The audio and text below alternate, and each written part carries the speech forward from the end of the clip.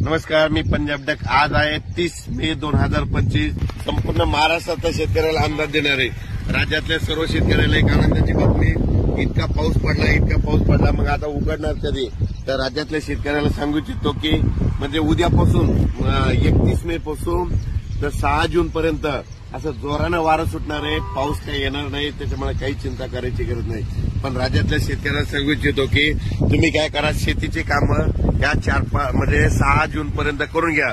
कारण की राज्यामध्ये 7, 8, 9, 10 जून 4 दिवस परत पाऊस येणार आहे, म्हणून हे लक्षात घ्यायचं। आणि ते 7, 8, 9, 10चा पाऊस भाग बदलत पडणार आहे, म्हणून हे अंदाज लक्षात घ्यायचा। पण राज्यात मात्र 6 जून पर्यंत हवामान कोरडं राहणार आहे, पाऊस काही येणार नाही, त्याच्यामुळे काही चिंता करायची गरज नाही।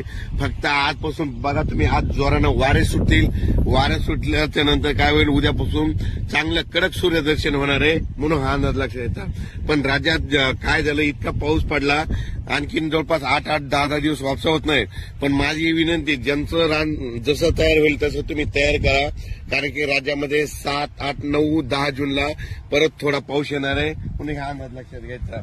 म्हणजे सांगायचं झालं तर पाऊस म्हणजे राज्यात 7, 8 जूनचा पूर्व विदर्भ, पश्चिमी विदर्भ, दक्षिण महाराष्ट्र, उत्तर महाराष्ट्र, कोकणपट्टी, खानदेश, मराठवाडा या म्हणजे सगळ्या विभागामध्ये पडणार आहे। 7 जून ते 10 जूनच्या दरम्यान तो पाऊस असणार आहे, दररोज भाग बदलत पडणार आहे, म्हणून हा अंदाज लक्षात। पण 6 जून पर्यंत म्हणजे आज 30 मे पासून ते 6 जून पर्यंत हवामान कोरडं राहणार आहे।